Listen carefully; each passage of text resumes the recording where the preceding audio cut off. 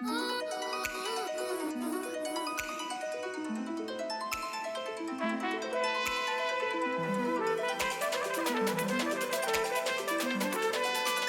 Clinic presents the Always On EM podcast, hosted by Alex Finch and Venk Bellamkonda.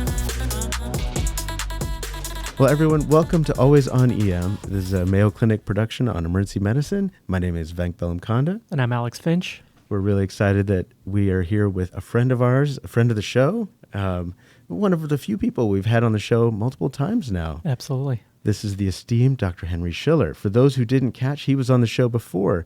If you didn't listen to the previous episode, I highly encourage you to do it. It was on hematomas. And if you didn't catch that, I do want to introduce him because he's really special to us. In fact, he's one of the most impactful physician teachers I've had in my career. He is professor of surgery and previous chair for the Division of Trauma, Critical Care, and General Surgery here at Mayo Clinic. He's also served as medical director for the Mayo Clinic Trauma Center. He has extensive combat medical experience with the U.S. Army and is currently Lieutenant Colonel with the U.S. Army Reserve. I am separated. Oh. But I did separate as a full bird colonel. Okay. I'm not familiar with that term. What does that mean? So it has to do with the insignia. So the insignia for a lieutenant colonel is a silver oak leaf cluster. The insignia for a full colonel is an eagle. Okay. And so if you're a full colonel, you're a full bird, meaning you've got That's the so eagle. Cool. Okay. So it's the slang is full bird colonel. That's How incredible. appropriate, especially in this area. Yes. Right, because of the Eagle Center and the eagles all over the place, yes. I was just mentioning we were on vacation. We just went to the National Eagle Center in Wabasha, Minnesota. For anyone listening, if you haven't had a chance, it is a fantastic visit right on the Mississippi River. We saw tons of bald eagles, but what an amazing honor. I did not know that. Thanks for correcting. And so also, from an academic standpoint, you're a 4-time winner of the Teacher of the Year. And in fact, of all the training programs, I would say the surgery program is one of the oldest, most prestigious training programs at Mayo Clinic. And as a result, you've been inducted into the Teacher of the Year Hall of Fame here at Mayo Clinic. And beyond teaching, you've published more than 75 peer-reviewed publications at Mayo Clinic and just under 20 book chapters. For all those reasons and more, and having one of the best podcast chapters that we have on our show, thank you for joining. Oh, well, thank you for having me again. And we get to talk about one of your favorite topics. Gallbladder. Yes. Before we get into that, Alex, do you want to share one of our favorite gallbladder stories? So this goes back to I must have been an intern, a gullible intern, and I was working with Venk on an overnight shift. I remember I went to go see a patient. I saw a patient pop up on the board, just walked into the room, saw the gentleman, and he was having some abdominal pain. And I came back and presented the patient to Venk, and I wasn't aware that some studies had already come back, but I just presented and gave my differential, and Venk said, let's go see this patient together, and walks into the room, and he turns to me and he says, this patient has cholecystitis. As an intern, I was just in awe, and I said, how did you know? And he said, Fumar de Cystica. And I was like, what? And he's like, there's in the air, you should be able to detect the scent of a patient who has gallbladder just walking into the room. You should just know this. I was a very diligent resident, so I was like, I gotta look this up later. I was writing down Fumar de Cystica, and Venk just bursts out laughing, and he's like, no, the ultrasound was done in the waiting room. Like, I got the result. I'll tell you, just totally, this is an ED 2 a.m. prank, well executed by an attending. And clearly my Spanish isn't good. I didn't realize Cystica wasn't even close. It should have been vesicula. Yeah. But yes, I will forever remember I got that one on. It was a great time. We probably called you that. Probably. Well, if you don't mind, maybe we can start with some of the basic terms. And I think about many of my colleagues around the country and myself at different times in my career have been confused between things like biliary colic, symptomatic cholelithiasis. Can you take us through elementary gallbladder terminology? Yeah, so first of all, there are certain groups that form gallstones. And getting back to the basics, certain people and certain animals have what's called lithogenic bile. So if you remember back to physiology, talking about the liver, there are three substances in bile that are supersaturated, and I think it's calcium, lecithin, and cholesterol. And there's a triple point of solubility. And if you have an alteration in the components of bile, you will form crystals, which over time become stones.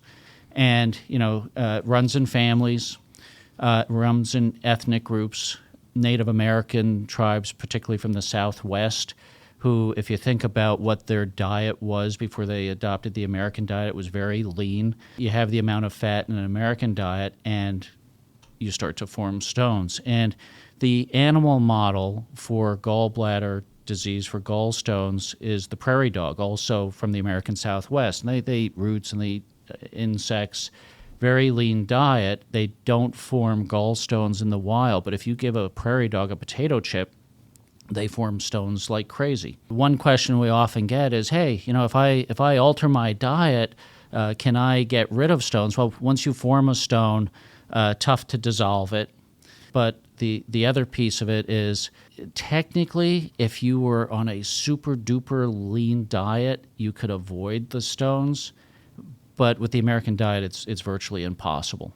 Okay, and so, there was a big move before laparoscopic cholecystectomy to try lithotripsy to break up the stones, to have some more surface area, and you put people on ursodeoxycholic acid to try to dissolve the stones, and it doesn't work. And if you've got lithogenic bile, as soon as you go off the ursodeoxycholic acid, you form stones.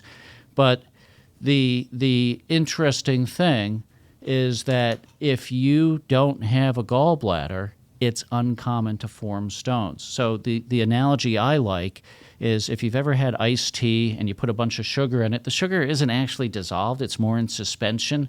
But as long as that iced tea stays stirred, the sugar stays in suspension. If you set it on the table for a while, the crystals settle out. And that's essentially my model for stone formation with a gallbladder. A common question is, if you take the gallbladder out, will you form stones? And the answer is not usually, not unless you've got some sort of choledocal cyst or something that gives you stasis, because now the body accommodates by continuously trickling the bile into the intestine, so you can eat fatty meals and still digest it. But importantly, that's like keeping the iced tea stirred.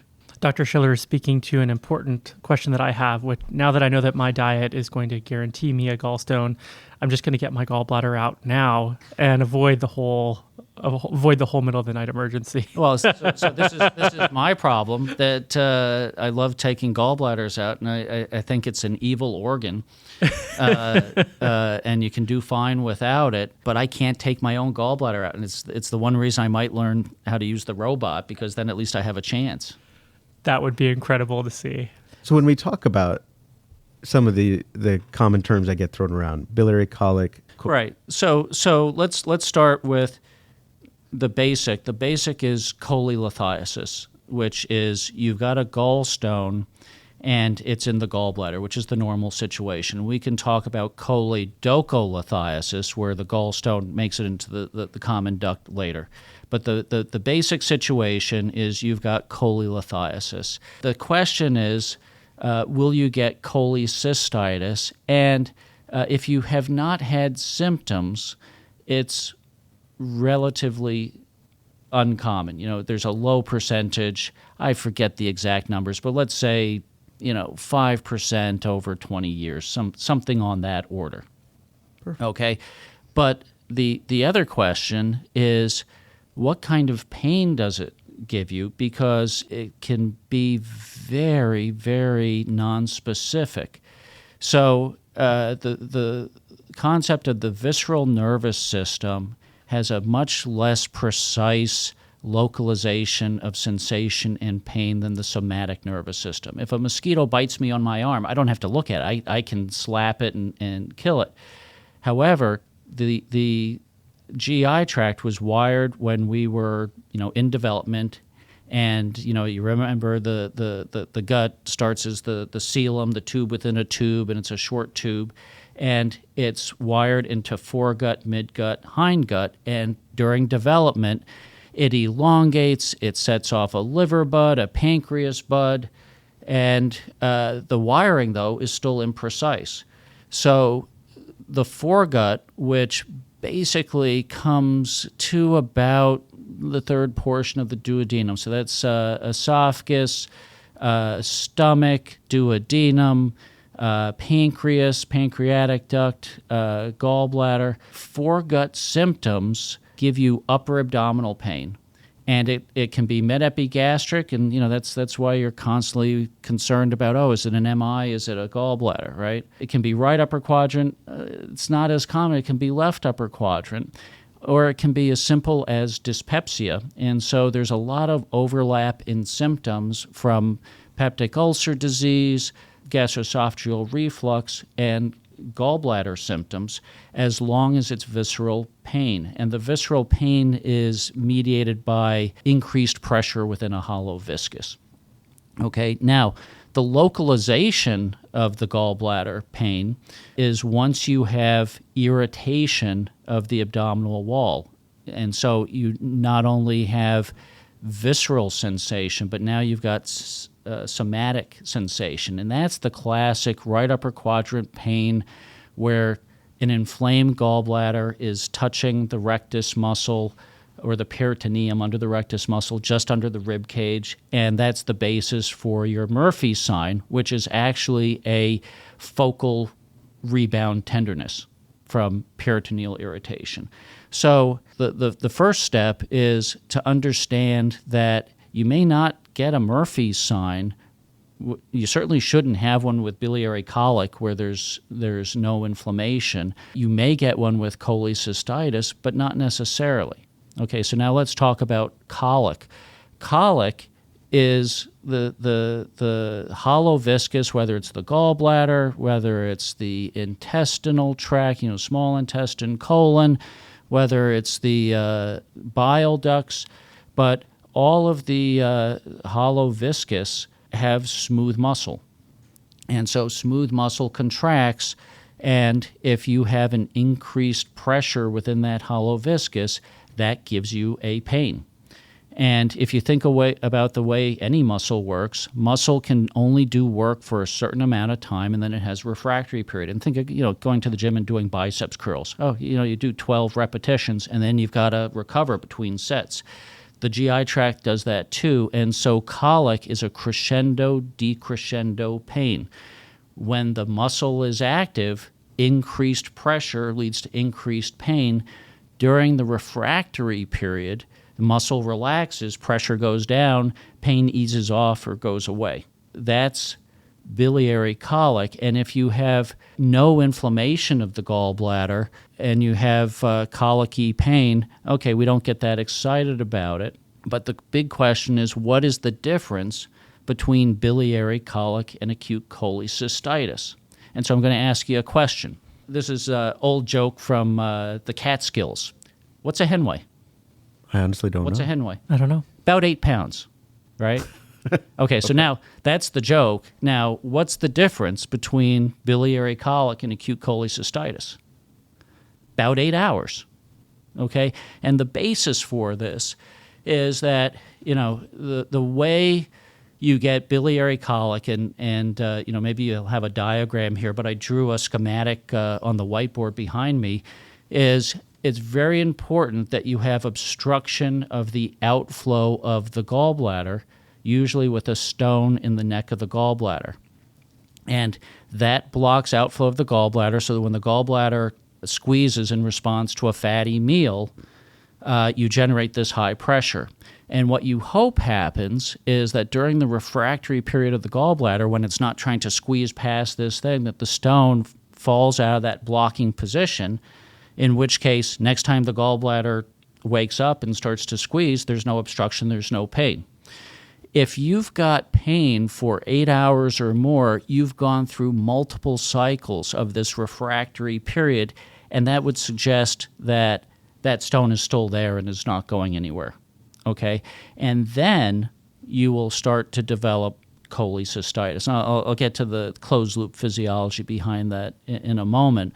But, just to editorialize, there are Tokyo criteria to define cholecystitis, and, I don't find it clinically useful, but, it's white count, and it's CRP, and it's all this stuff. And what I would say is, if you wait for the Tokyo criteria to become manifest, you're waiting too long, and you're going to have people who are much more inflamed when you take them to the OR.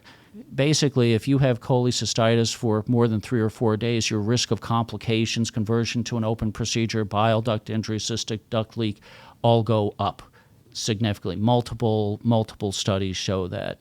So early diagnosis, it's not like appendicitis that, you got to get to it before it ruptures. But if you wait too long, you increase the morbidity for the patient. That makes total sense. A lot of times when I see patients with this biliary colic and they don't want to talk to a surgeon right away, a lot of times I'll tell them in 8 to 12 hours, it might be worthwhile getting a repeat examination and ultrasound. Right, and we'll talk about the ultrasound in a moment too, but the first question is, you've got this vague upper abdominal, thoracoabdominal pain. Is it reflux? Is it cardiac? Okay, you do the rule out MI, but the ultrasound is super duper good for finding stones. Okay, 98% sensitive, not 100%, but 98 is pretty good. The sensitivity of the ultrasound for cholecystitis, 40 to 70% classically. Some of the newer studies, which would include a sonographic Murphy sign, it's only 80%. And so repeating the ultrasound doesn't really make sense to me. Really, the question is, do you have a stone to explain the thoracoabdominal discomfort? Okay, if you're concerned about bile duct dilatation for choledocolithiasis, okay, great. But really, for the diagnosis of cholecystitis, all it really tells you is you got a stone, and if you've got signs of cholecystitis, gallbladder wall thickening, pericholecystic fluid, Murphy sign, great.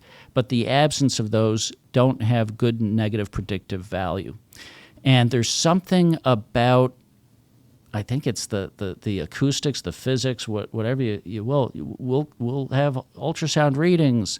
Oh, no Murphy sign. Oh, no gallbladder wall thickening. And what the body tends to do is wall off inflammation, and it does that with omentum, and we'll go in and we'll find a gallbladder that's markedly inflamed, but it's encased in omentum, which, by the way, also protects the peritoneum in the right upper quadrant from being irritated and giving you a Murphy sign.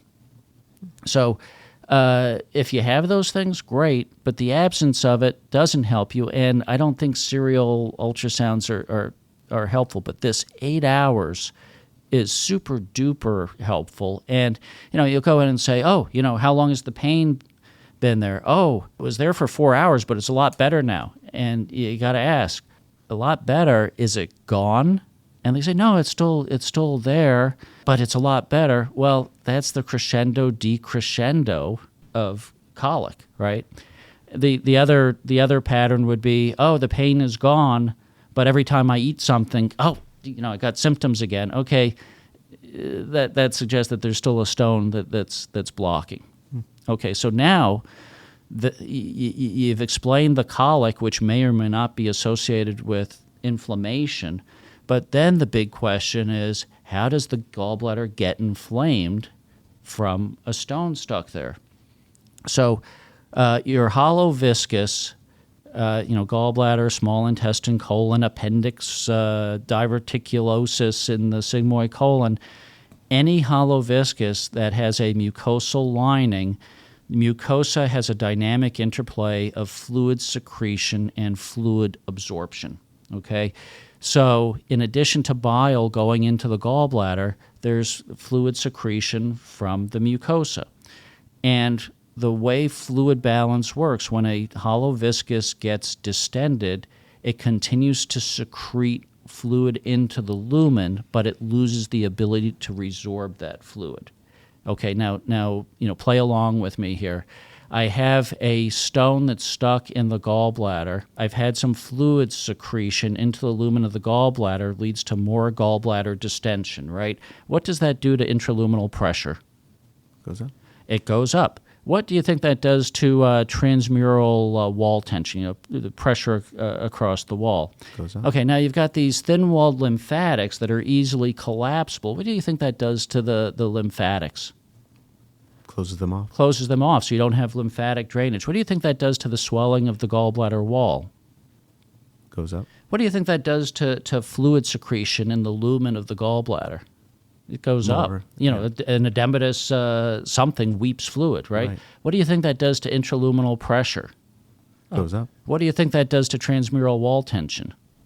Okay, now you've got some thin-walled veins that are easily collapsible. What do you think that does to the veins? It collapses them. What does that do to venous drainage? So it's kind of like a compartment syndrome. It's a positive feedback cycle like a compartment syndrome. So, the ultimate expression of this is veins close off, increased secretion of fluid, increased intraluminal pressure, and remember that perfusion pressure of an organ is mean arterial pressure minus whatever the tissue pressure is. So you're getting now to the point where arterial inflow and perfusion is constrained. So part of it is it's ischemic from increased intraluminal pressure. And then part of it is, one of the body's defenses against infection is to keep fluids moving along. If you have bladder outlet obstruction, you get a UTI. If you don't, cough secretions because of rib fractures, you get a pneumonia. If you don't empty the gallbladder, you get bacterial overgrowth. And, so there'll be an ischemic and an infectious component. That's wild. I had never considered the ischemic except in true like a necrotizing process.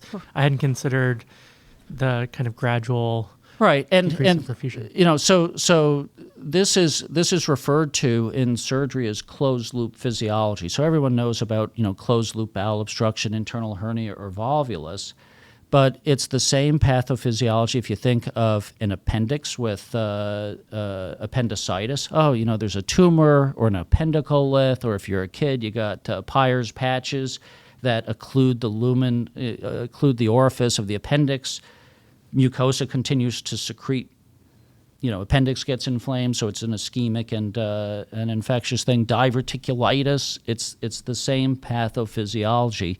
And it also informs what does and doesn't work for the treatment of cholecystitis. So, the common delaying tactic for general surgeons who, they've got a busy schedule, they don't want to, do an inconvenient add-on case, is they say, let's cool it off for a week or two with antibiotics. Well, if you consider it's just an infectious thing, that makes total sense. It doesn't work.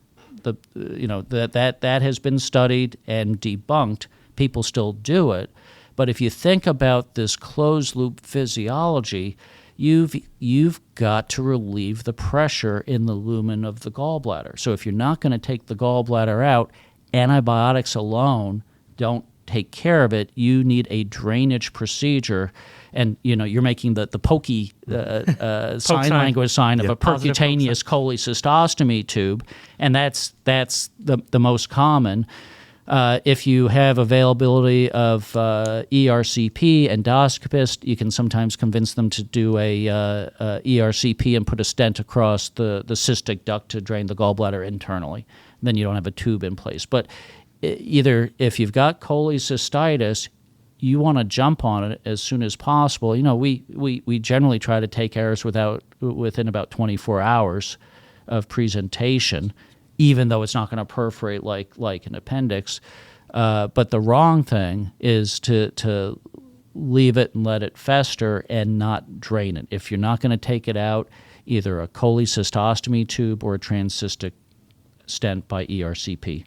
I think this is incredibly helpful because you've also given us a real clinical context when the imaging isn't clear. Following up on your build-up there of the closed-loop physiology, do you think that the repeat ultrasound might show the evolution of that closed-loop physiology, the changes in edema, etc., might become more prominent on a repeat ultrasound? Well, so I've seen enough terrible gallbladders where the ultrasound said, "Oh, it's fine." That I am suspicious that if the acoustics are wrong, because you've got omentum around it, that's probably not going to change in the near term. But if you're not sure, and we're the Mayo Clinic, we've got incredibly complex patients that are high risk for surgery, and you want to be completely sure. The study to give you 98% certainty is a HIDA scan. So ultrasound helps you with gallstones, and if if it happens to show cholecystitis, great. Oh, you've got somebody with cirrhosis, gallbladder wall thickening is common. Oh, you've got somebody with CHF, they tend to get gallbladder wall thickening. There's not a Murphy sign. Oh, you're not sure. The study really is the HIDA scan. Yeah. Okay. Now, the other thing that I've read on reports is, no signs of cholecystitis. But what the ultrasonographers do is they want to see if these stones are mobile or not. And so, you do the ultrasound and you see a stone in the ampoule of the gallbladder at the outflow of it, and you change position. And if it rolls around, it's not impacted. And when you see on the report non-mobile stone impacted on the neck of the gallbladder, I don't care what the rest of the report says. That's cholecystitis. That's going to lead to your closed-loop physiology. Exactly. Perfect. My follow-up question, I loved how you were articulating the Murphy sign, the pathophysiology of that. And in my mind, I'm thinking about how that leads to the pause in the inspiratory cycle. And then a question that comes up secondary to that is the effect of opioids and pain medication on that. And I'd love to hear your take. Yeah, so opiates are good at relieving pain, but we're also bad at eliciting rebound tenderness. Okay, so, and for anyone who's really interested in the secret of the surgical abdominal exam, and what I'll tell you is a lot of our residents don't really have a great exam, I'll direct you to an ancient book. I think the first edition was in the 30s. It's called Cope's Early Diagnosis of the Acute Abdomen. And in the foreword of the edition that I read, it said, anyone can, detect peritonitis when somebody's got a rigid abdomen. The trick is doing it early when you can still do something about it. And so in the book, they describe the physiology of how you get pain from peritonitis. And it's that there are pain fibers in the peritoneum that are activated with rate of change of length. So delta L over delta T for the people who like mathematical terms, okay? We've already hit the triple point. There's been some great physics here and embryology. This is an amazing topic. So now think about it. When you see the surgical resident come and he takes 3 fingers and he pokes a little bit here and he pokes a little bit there, that's not how you elicit rebound tenderness. And if you think about rebound tenderness, you as an organism want to protect yourself from pain. If you have a broken shoulder, you're going to do everything to try to keep that broken shoulder from moving. You're going to find a position of comfort. The position of comfort from the abdominal wall is, to tense up those muscles and not move them a lot, because you don't want to precipitate this delta L, delta T that's going to cause pain. So the exam for peritonitis is you slowly push in with your hand, and I prefer to use the flat of my hand, and you're purposely going extremely slow because you don't want the patient to tighten up their belly, which will take away any rebound, because if you take your hand away, the peritoneum's not going to snap back to length. You don't want them to really guard. If you feel them guarding, you stop, and then you release it. Okay, there's a rapid rate of change of the length of the peritoneum. That gives you the rebound tenderness. When you are doing a Murphy sign, I still do that exam, but really, if I really want to get the Murphy sign, I've got to push in hard enough that I'm deflecting the muscle and therefore the peritoneum. And as you know, our patients are getting heavier and they've got more subcutaneous fat. That means you got to actually push in fairly hard. And if I'm trying to elicit a Murphy sign with inspiration, then I push in quickly during inspiration because I'm looking to get that rapid rate of change of the peritoneal pain fibers. Does that make sense? It does. And then do you feel like a patient who's had opioids? Oftentimes, they still have a Murphy sign if you push hard enough to deflect the abdominal wall. And, the residents say, "Whoa, Dr. Schiller, I didn't push in that hard." I'm like, well, okay, then you didn't do the proper physical exam maneuver. That's been my take as well, that the opioids don't affect it. Yeah, and if it's something mild, if it's something early, yeah, maybe. But let's take the example of, okay, you've got visceral pain, omentum is encasing the gallbladder. You don't yet have focal peritoneal irritation. It'll be a more subtle pain, and opiates may take care of it, but ultrasound's probably not going to pick that up.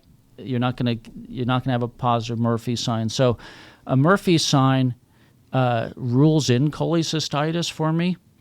It doesn't rule it out. Yeah.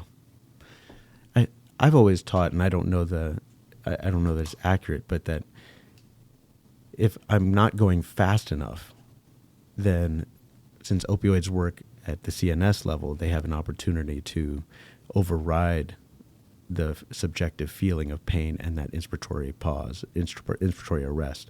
But if I go fast enough, there's a reflex that the opioids can't affect. But you mean when you're pushing in, if you go quickly? Yeah. Well, but I would argue that may well be, and I can't tell you, time to blood-brain barrier and all this. But if you're going faster, the faster you go, the more likely you are to stimulate irritated peritoneal nerve fibers, delta L, delta T. Yeah, that makes sense. So let's go over a couple of situations and just go through, should I call a surgeon or should I not call a surgeon? So we'll start with an easy one. Patient shows up and they've been complaining of some sort of upper abdominal discomfort, and it's hour 9. And the ultrasound shows a gallstone, but no other clear signs of cholecystitis. What I learned is I should speak to a surgeon. You should speak to a surgeon. That patient likely has cholecystitis. So a second case, a patient shows up and had an ultrasound in the waiting room. It's been about 6 hours, and the pain, like you said, it's better. It seems like it's getting better. It's still there to a certain degree. It's been 6 or 7 hours. I think part of me as an ED doc says, hey, things seem like they're getting better. And this is a patient who I'm either going to get to something like 8 hours and say it's either completely gone or not, but I need to be thoughtful that the pain is still there. This isn't just somebody who I've excluded the emergency if the ultrasound shows a gallbladder. If they have a gallstone, 6 hours is close enough to 8 hours. Call the surgeon. Call the surgeon. Now the surgeon, I look to my left and I look to my right. The surgeon may blow you off. Yep. But the right thing is to take that gallbladder out. So I have a patient who showed up. They had experienced... Could we add modifiers to those? What if the labs are abnormal, like lipase, AST, ALT in those cases? Yeah. Does that change your ideas about choledocolithiasis involvement in those? Well, exactly. So, and you guys are keyed into this. There's always a set of liver function tests and a lipase, and so you're to be congratulated because anyone with a gallstone is also at risk for the gallstone, not just to cause cholecystitis, but to work its way through the cystic duct into the common bile duct, where it can cause obstruction of the common bile duct, which is what gives you jaundice, or it if it traverses sphincter of Oddi when the pancreas is being stimulated, the common channel theory says, okay, you get gallstone pancreatitis. But now think about it. A common misperception is that you should have abnormal liver function tests if you have cholecystitis.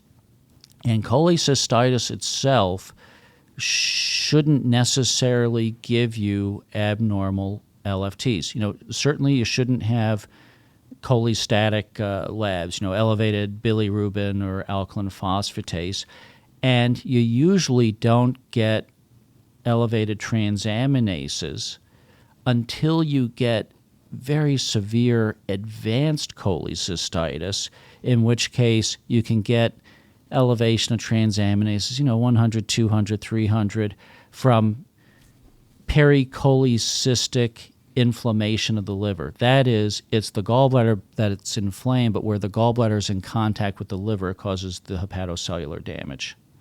And same with lipase sometimes. And right, lipase will be, gallstone pancreatitis. Let's say you have a chronic pancreatitic who may or may not have active pancreatitis. If they have active pancreatitis, they generally get somatic signs, the mid-epigastric pain. But if you're chronic pancreatitis, you've got dilated pancreatic duct. That's what gives you the pain. It'll be a visceral, not a somatic pain. It will give you foregut symptoms, and that's where you have a lot of overlap with all the foregut organs. Is it pancreatitis? Is it or is it chronic pancreatitis? Is it cholecystitis? So yeah, as part of the workup, you want to get an ultrasound to see that there's stones, and you want to look for liver function tests to say, is there choledocolithiasis? Is there gallstone pancreatitis? And if you have an elevated transaminases and you've got cholecystitis, I'm getting prepared for a more difficult gallbladder that will either be a higher risk of conversion to open, or to cool off the gallbladder, you don't just do antibiotics, you do antibiotics and a drainage procedure to take care of the bacterial overgrowth as well as the closed-loop physiology.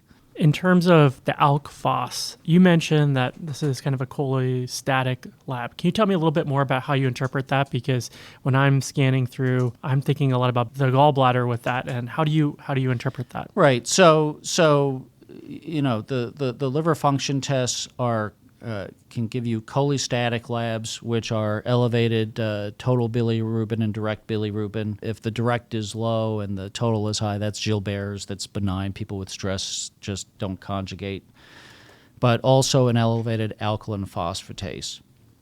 Now, alkaline phosphatase, okay, it's released from bile stasis, but it's also released from muscle. Oh, you've got somebody with multiple myeloma. You've got somebody with a fracture. Mm-hmm. Okay, if you have an elevated alkaline phosphatase and you're not sure if it's a bony source or a biliary source, the tiebreaker is GGTP, which is more specifically biliary. When you see elevated labs indicating cholestasis, bilirubin and alkaline phosphatase, GGTP, you're thinking there's a problem in the main bile duct, the common bile duct, that is causing stasis that is leading to jaundice.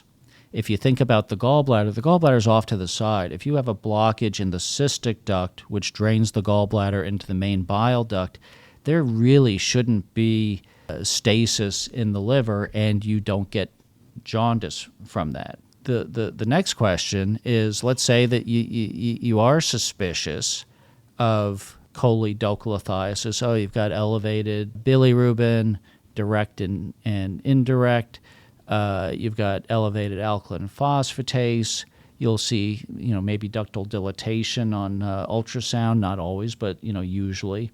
Then that brings into play, do you have cholangitis? It's cholangitis is obstructive jaundice with stasis, which leads to bacterial growth. And so then you get into Charcot's triad of right upper quadrant pain. Okay, that could be gallbladder, that could be biliary tree.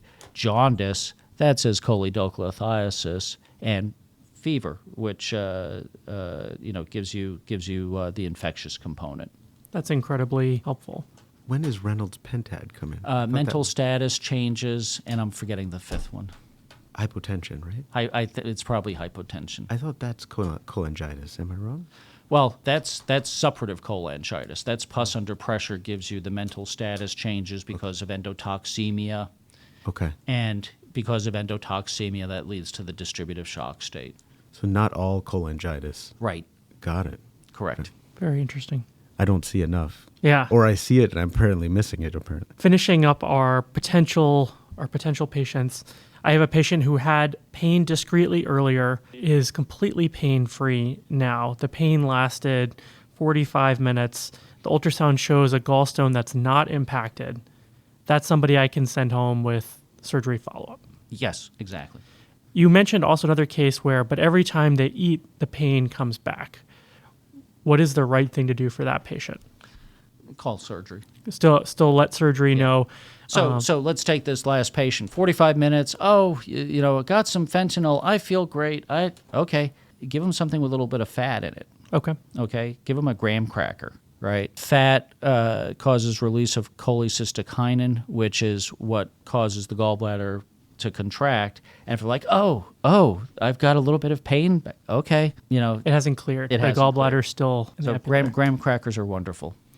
I think this is really helpful because but only give them one so that we can still put them to sleep to take the gallbladder. Change the NPO test. I love it. But I think this is really helpful because it speaks a little bit to this concept that both of you have taught me over the years about wishing my patient well. The pain is getting better. The ultrasound didn't show cholecystitis. I'd like to get them home, or the pain is completely better, and I haven't challenged them with something fatty. And so those are two things that will definitely make my practice better. I think our next big thing to talk about is imaging. And this has been an area of some debate and literature in the EM world.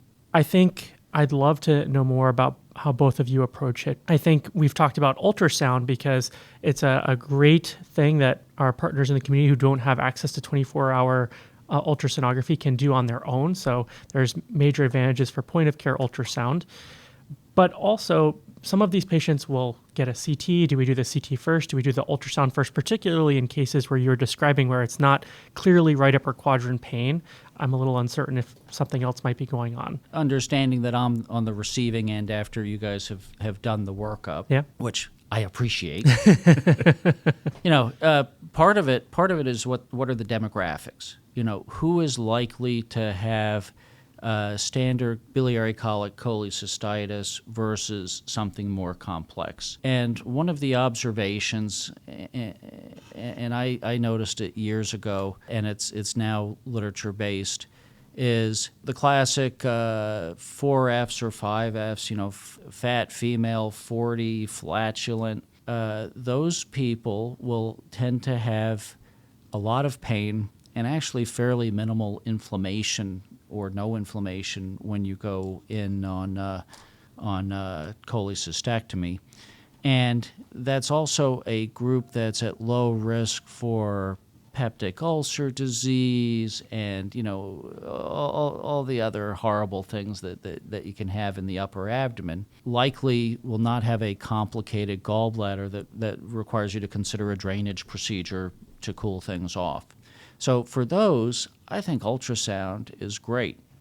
Now, if you do get a CT scan, and let's say you've got somebody with multiple hernias from prior surgery, I actually like to see a CT scan on that because what I will look at the CT scan is there a hernia? Where is it? How do I avoid it? And then Americans are increasingly developing a diastasis recti, which is stretching out of the linea alba between the rectus muscles. And the classic laparoscopic trocar placement is in midline. And if you've got somebody with an umbilical hernia or a diastasis recti, I want to avoid that. So I'll always look at the CT scan to look at the abdominal wall. But really, young female and, 40s, 50s, 60s, I don't really need an ultrasound if it's not a complex patient. Now, you talk guys in their 60s, 70s, and older, and I want a CT scan because they hide inflammation. And I first noticed this when I was a resident. We had a VA medical center. I covered it as a resident and as a young attending surgeon. And we'd have these guys who were veterans who show up and you say, "Hey, sir, how long have you had pain?" Looking for this 3-day thing. "Honestly, doc, swear, just happened at dinner, never had a twinge before." No heartburn? No dyspepsia? No. You go in and it's a horror show. It was suppurative cholecystitis. It's like a bomb went off in there. And you couldn't tell from the history. And I'm thinking, okay, this is a veteran population. Is there something about what they fed me in the Army that's going to make me at risk for this? And so I took an informal survey, and I realized, no, it's just older guys who tended to be the guys who'd show up at the VA. So now that's literature-based. But you have a guy who's 60s and above with the same symptoms, I want a CT scan. CT scan is good to look for right upper quadrant inflammation, not great for gallstones. I think it's only 80% sensitive for gallstones.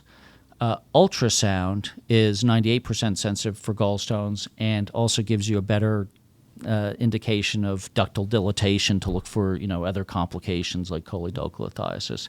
So young female, 40s, 50s, classic right upper quadrant, mid-epigastric pain, stones on ultrasound, LFTs, lipase normal. I'm good with that. 70-year-old guy, swear doc, only had pain, want the CT scan because they will fool you. I think the question that's been in the back of my mind, and we've started to answer it, is I've seen some literature coming out that CT may be more sensitive for cholecystitis even than ultrasound. And in the back of my mind, I'm saying, why do I bother with the ultrasound as an emergency physician? Because if it's not a slam dunk story, if I'm going to get the CT, am I going to send them back for the ultrasound, which, I'm going to send them there. They're going to be over there for a long time.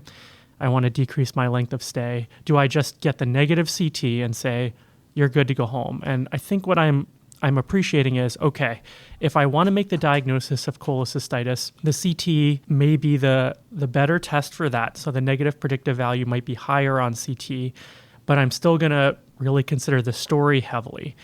But if the CT is negative, I still am left with a little uncertainty that you've alluded to with the gallstone. And then let's say the pain has been going on for 8 hours and the CT is negative. There still might be value to sending them to ultrasound and looking for an impacted stone. Am I understanding that right? Yeah, and I don't care if ultrasound shows an impacted stone. I'm looking for a stone. So again, if you are waiting for somebody to qualify for Tokyo criteria for cholecystitis, you'll have an increased chance of finding that on CT scan. But if it's early cholecystitis, and again, the earlier you make the diagnosis, you may have a stone cold normal CT scan or one that's interpreted. Usually, in retrospect, you look at the CT scan and you say, oh, that's a distended gallbladder. There's no inflammation around it. But the positive retrospective CT. Right. I've seen that. Right. But really, what raises biliary colic cholecystitis to the top of the differential is the presence of stones. And so CT scan's not the great study for that. So I would say, if you're looking for, I think they've got, terrible pancreatitis or perforated ulcer, great, get the CT scan. If it shows stones, great, you don't need the ultrasound. Because I agree, I think that the CT scan is more sensitive once you get enough wall thickening and pericholecystic edema. But if it's minimal, if it hasn't had time to develop, it's not as sensitive for stones. But if you see stones, I don't need the ultrasound unless I can't see the ducts well. In which case, get one to look at the ducts. That's really helpful. But yeah, you may have early cholecystitis and miss the stones by CT scan, and that's where I think the Achilles heel is there. Let's talk about some other imaging that we can get and when we would get it. So there's a moment that fills me with dread, which is when all of a sudden there's a discussion of a possible, it's the middle of the night, and somebody says, could we get a HIDA scan? As an emergency physician, I'm thinking, how am I going to get this done? Is this really going to add a lot? As a surgeon, how do you approach that? Yeah, so the HIDA scan is you've got potential for cholecystitis either due to stones or acalculous, and the vast majority of cholecystitis is going to be related to stones, but we can talk about acalculous too in a little bit. And it's generally a patient where there's either uncertainty, there are multiple things it could be. Ultrasound shows some gallbladder wall thickening, but it's a cirrhotic or a bad cardiac patient where that might not be cholecystitis, that may be elevated venous pressures, and a high-risk patient for taking the gallbladder out, not quite sure what the pathophysiology. That's the patient that gets the HIDA scan. Okay. If you see an impacted stone in the neck of the gallbladder in a cirrhotic or with a bad heart, well, cirrhotics get cholecystitis too, depending on the patient, the liver function, portal hypertension, is the portal vein thrombosed. That's a high-risk patient for bleeding, taking the gallbladder out. You may not treat it with cholecystectomy, but you would do a drainage procedure. Really, I guess the question is, are you going to send that patient home based on the results of the HIDA scan, or is it a question of, is it a surgical issue? Does it get admitted to a surgical service, or does it get admitted to a medicine service? But, the time course of it is not, you got to get in the next hour. You get the next morning. And I think sometimes I have had patients where the disposition is dependent, and something that I've learned in our discussion is I'm sort of thinking about it as another gallbladder test, but this is really the test with the best sensitivity. Right. And so we really will be able to make a decision based on this. Right. We pretty much hang our hat on the HIDA scan. And, getting back to the Jenkins principle of you're wishing the patient to be better than they are. Remember that all of our physical exam and assessment is subjective, and we are all creatures subject to confirmation bias. Mm-hmm. And so if you have a patient that as a surgeon, if I have a patient that I don't want to operate on, they're high risk, high risk of complications, unpleasant individual,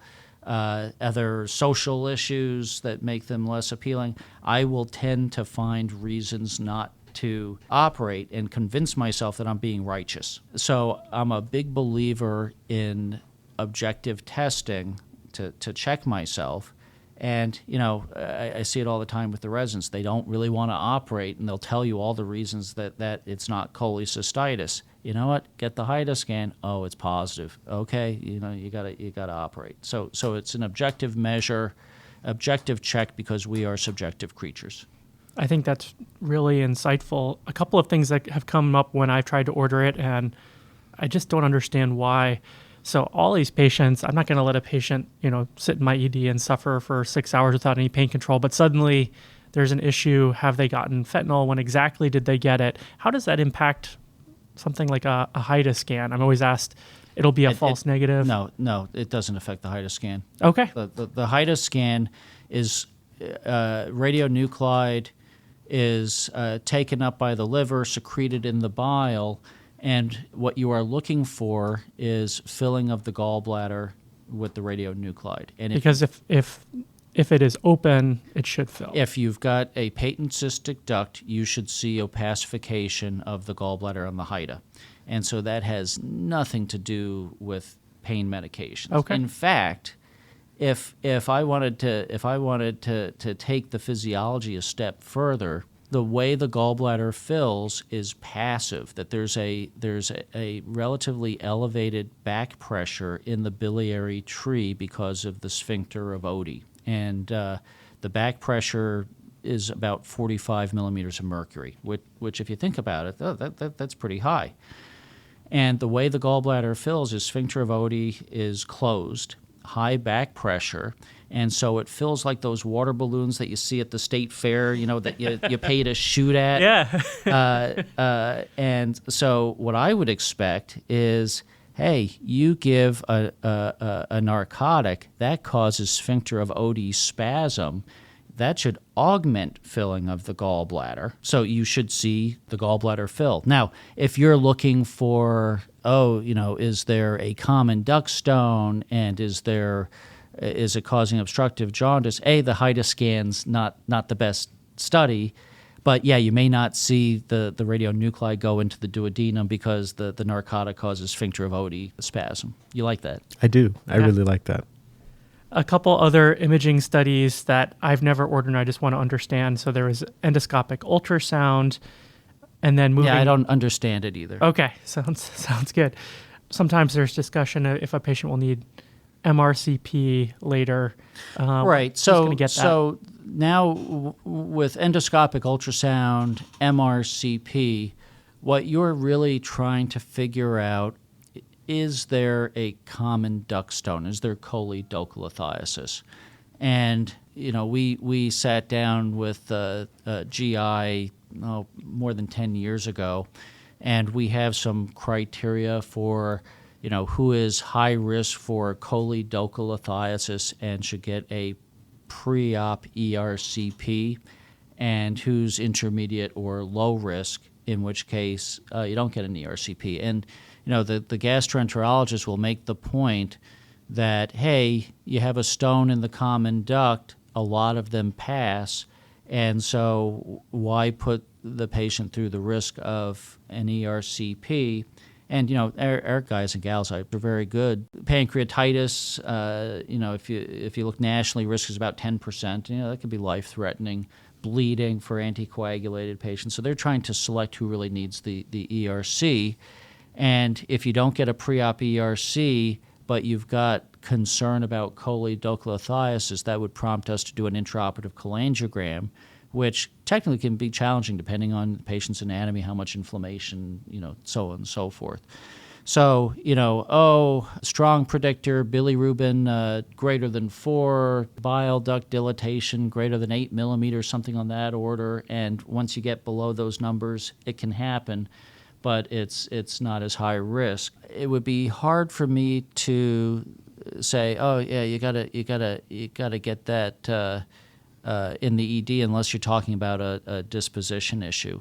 What we have found is that ERCP is the limiting factor, that their schedule is less open than theirs. And so if somebody needs an ERCP, we'd say, okay, have them go to GI. It's the same division. We are busy with other stuff. You can figure out the scheduling, and if you got cholangitis, you can treat that, and then we'll take the gallbladder out as a source of stones at a later time. Usually the same hospitalization. But MRCP is to look for common duct stones. Endoscopic ultrasound, GI will do that when they don't want an MRCP, or when I think it would be more convenient. But my concern with the ultrasound, and I'm not as familiar with the numbers, is you've got to have an acoustic window to see the bile duct. And just knowing how the bile duct sits, I can see how they should have a pretty good view of the common bile duct, which is from the cystic duct into the duodenum. But the concern that surgeons always have is there ball valving of a stone? That is, somebody had elevation of bilirubin. Now it looks like it's coming down. Did the stone pass? That would be great. Or did it float back up more proximal into the common hepatic duct or common bile duct, so it's no longer in the obstructing position, kind of like the gallbladder? Is it still in the neck, or is it in the fundus of the gallbladder? So that's what I worry about the endoscopic ultrasound is that if a stone has ball valved, it may miss it. Yeah, so acalculous cholecystitis is an interesting thing, and there are two patient groups that get it. And the most common patient group that gets it is somebody who is sick on pressors. Okay, so I will refer you to the physiology of the fight or flight response. Okay, you go into a shock state, and it doesn't matter if it's cardiogenic or if it's septic or hypovolemic, but you go into a shock state, and what your body does is it reprioritizes blood flow from the viscera to support the heart, brain, and muscles. And it's probably angiotensin mediated, but sympathetics, vasopressin, all those things will lead to non-occlusive mesenteric ischemia. And the gallbladder's response to that is acalculous cholecystitis. So acalculous cholecystitis is most commonly an ischemic lesion of the gallbladder. Okay, so it's not ischemic because you started with closed loop physiology, but the result is the same. Now you've got a mucosal slough, and you can imagine a muscle that's been ischemic isn't going to be as contractile, and then you get stasis and get the bacterial overgrowth from it. So there's stasis. There's ultimately increased pressure in the gallbladder because the gallbladder's not emptying, probably because the muscle's not working. And the HIDA scan, which is the study of choice for acalculous cholecystitis, looks the same as with calculus. You do not see filling of the gallbladder, but it starts off as an ischemic lesion. Now, the other lesion is, to stimulate muscle to empty the gallbladder, you need cholecystokinin. If you are fasting for prolonged periods of time, you don't stimulate the gallbladder to empty, and then you get a bacterial overgrowth, and that's the less common source for acalculous cholecystitis. Somebody who's been fasting for prolonged periods of time. Do we have a sense of what is prolonged? Like days, Okay, not like intermittent fasting, like we're. No, it's just coming out of Ramadan. No, Okay. If you're eating it at night, that's fine. But somebody who is NPO on TPN, I don't think I've seen it in somebody who hasn't been fasting for less than a week. Got it. And again, those patients are uncommon. It's usually sick in the ICU with another issue on pressors. Yeah. They seem like they're getting better. Now they seem like they're getting worse. Check their right upper quadrant, because that's the patient that might have acalculous cholecystitis. But maybe we might see it in a... So a couple other things I've seen on CTs. What is your thought when you see this? Porcelain gallbladder or an emphysematous cholecystitis? What is that communicating to you as a surgeon? So porcelain gallbladder, basically, and there are a couple of different patterns that the radiologists talk about, but porcelain gallbladder basically is calcification of the gallbladder wall or mucosa due to chronic inflammation. So that's a bad gallbladder. That should come out. And if you think about malignancy, there is an increased risk of malignancy with one of the patterns. And you can imagine, chronic inflammation, chronic damage, growth factors, trophic factors leading to gallbladder cancer. So a porcelain gallbladder is a bad gallbladder. I think most gallbladders are bad, but you called it evil. The evil organ. It's an evil organ, but it keeps me in business. So it's a living. Edged. Yeah. What about biliary hydrop? Yeah, so hydrops is extremely interesting. It's somebody who, for some reason, doesn't flare into a rip-roaring acute cholecystitis. For some reason, it becomes sort of a subacute. Usually, the inflammation a week or more, and it's the same pathophysiology. There's a stone impacted at the neck of the gallbladder, but for some reason the patients tolerate that, and by the time they come in with symptoms, stasis has been so long-standing that bile acid pigments tend to somehow get absorbed from the lumen of the gallbladder. Gallbladders are usually thick and chronically inflamed, and a lot of inflammation at the neck of the gallbladder with the cystic duct, which makes it extremely dangerous to take out, because that's right where you need to make sure not to injure the common bile duct, common hepatic duct, right hepatic duct. But some people just get this subacute inflammation. You've seen it with appendicitis too, that some people just have this sort of, it's typical appendicitis. You'd expect they perforate within 48 hours. Some people, they're out there a week. It's just sort of this inflamed thing. Why didn't it perforate? I don't know. They got good genes or something. And they're enlarged, right? Right. Yeah. But anyway, when it's called a hydrops because oftentimes you have to aspirate the gallbladder to decompress it to try to grab it, and normally you get black-looking bile. It gets concentrated. It looks like crankcase oil, maybe. Maybe it's yellow, or it's usually not yellow. It's usually green. You aspirate a hydrops, and it is clear. It's water because the pigments have somehow been resorbed, which I'm not sure of the physiology of that. But it's always exciting. Oh, look, it's a hydrops. Fascinating. When we see gas, emphysematous cholecystitis, what's going to happen to that patient? Yeah, so emphysematous cholecystitis, if it's truly emphysematous cholecystitis, that suggests gas-forming organisms have invaded the wall of the gallbladder. And the question is always, is that full-thickness gangrene, or what you'll remember is that any hollow viscus that has constrained perfusion, blood flow, the mucosa dies first. So I would be very concerned about severe cholecystitis with gangrene of the gallbladder, and that becomes more of an emergency. And generally we'll try to take those out. If you think you've got gangrene of the gallbladder, you can sometimes handle it with a cholecystostomy tube, but you can imagine, you're worried that it's going to perforate and lead to abscess or something like that. Now, there are a couple of things that can fool you. Somebody's had an ERCP for some reason, or instrumentation of the biliary tree. Okay, you're going to get pneumobilia, and if for some reason the gallbladder was left behind, okay, you'll get. We have a patient on service now, emphysematous cholecystitis. Team said, let's get it. This is going to be severe. Let's get an ERCP. Try to do the transcystic stent for drainage. GI goes in, and they're seeing a fistula between the gallbladder and the duodenum.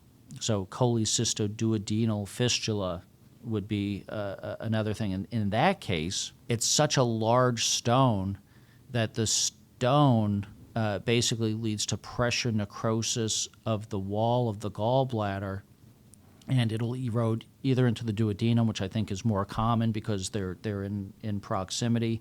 Every so often, it's into the colon. That would be the bugaboo. It looks like emphysematous cholecystitis. It's actually a cholecystoenteric fistula. Wow. Yeah. It reminds me of when we had Nina Coelho on, I don't know if you know her, one of the gastroenterologists, and she mentioned Hemosuchus pancreaticus. Oh, yes, of course. And wow. Yes. I already know what the title of this episode is going to be. Right. But do you call the surgeon or not? Call the surgeon. They're all surgical lesions. Right. One situation I have been in that I just wanted to clarify. So you get your gallbladder out. Is there a duration where you are still at risk, reasonably at risk for stones? So we discussed earlier that you have good laminar flow that really decreases your chance of forming a stone. Yeah. So essentially, as common as hen's teeth, or as rare as hen's teeth, right? Unless you've got something. These are a lot of great chicken metaphor. I love it. I love it. A lot of great chicken metaphors.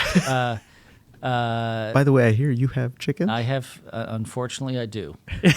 And my wife is concerned about foxes in the neighborhood and hawks, and I'm rooting for the foxes. My family would be crushed. My son, one of his favorite things to do is come visit Dr. Schiller's chickens, and so he goes by and he waves. We've got two more chicks that are that my wife just got, and they're in the garage with the heating lamp, and I can't get the minivan in the garage, and it's blocking all the other cars. So Oh my! yet another reason to root for the Hawks. But we digress. Sorry, go ahead. So now I'm thinking about chickens. Primary common duck stone. Yeah, basically, like I get my CT. It happens, but it's super duper uncommon, and it's usually somebody who has a choledocolithiasis cyst, Okay. which has malignant potential, and you should call a hepatobiliary surgeon for that, for resection of choledocolithiasis cyst and hepatocogeginostomy. But that's that is super duper uncommon. It doesn't have the time course of cholecystitis. If we don't see the cyst on a CT, Yeah, but we see the stone, then it doesn't exist. okay. So gallbladder's gone. CT doesn't clearly show pathology there. So you may see a stone with the gallbladder gone, but what I would say is that was a missed common duct stone that was there at the time of cholecystectomy, and Okay. that's what you're trying to figure out with the pre-op ERCP or the intraoperative cholangiogram. So if you see a stone and somebody's gallbladder's been out, there was a stone there. There was a stone there. If, they had a cholecystectomy and as far as we know, it went pretty well, CT doesn't show something obvious like a cyst. They're having some right upper quadrant discomfort. It's been a couple of months since the surgery. I probably don't need to chase that with an ultrasound emergently in the middle of the night. I'm not going to find that they've created a stone there, especially if their liver function tests all look good. What you would look for is a complication of the prior surgery. Okay, so what are the complications? Okay, 1 in 250 patients will have a cystic duct leak. Okay, the cystic duct drains the gallbladder into the main bile duct. Remember, we talked about the biliary tree as a high-pressure system. If the tissues are inflamed or of poor quality, hey, you're going to spring a leak because, it can't hold the pressure. And the treatment for that would be endoscopy, ERCP and sphincterotomy. So you do a sphincterotomy, you leave a stent in place, you convert this high-pressure biliary tree to a low-pressure system. Bile will follow the path of least resistance. It tends to go preferentially into the duodenum. And then if you got a significant collection, you put a percutaneous drain and you put you give them some antibiotics. That you would expect to see within a week or 2 or 3 of surgery. If you're talking somebody who's 6 months out, a year out, to me, the thing that you're looking for is a dropped stone. If you're not sure, and we have the advantage of, Mayo has very good records, and you can find operative reports even from before we went to electronic medical record. If you look at the operative note and say, oh, it was a difficult gallbladder and there was a tear in the gallbladder, and no surgeon would leave a stone knowingly, but the stones can be hard to get at and hard to see. And if you've got right upper quadrant pain or right flank pain and they've had a cholecystectomy, I would be looking for a dropped gallstone. And, it's a foreign body. The body tries to wall it off, but we see these things form abscesses, and they'll erode into the retroperitoneum and through the musculature. They are horrendous. Can you explain? Yeah. What is a where drop is stone? this? Where is the stone? So you're taking the gallbladder out. Oh, it's very inflamed. You pull up on it. It tears. Bile falls out, and you may have some stones fall out Into the peritoneum. Into the peritoneal cavity, Okay. and it tends to fall to the base of the liver, which is, Morrison's pouch, hepatorenal recess, and there's a space, and it can go behind the liver, and it can be really tough to find those laparoscopically. Early in the laparoscopic experience, we're like, oh, it's just a little stone, and the body will take care of it. It has come out that it is super tough to find those, and unfortunately, just like CT scan is only, I forget whether it's 20% or I think it's 80% sensitive for stones. Well, if you've dropped one and it didn't show up on the CT scan.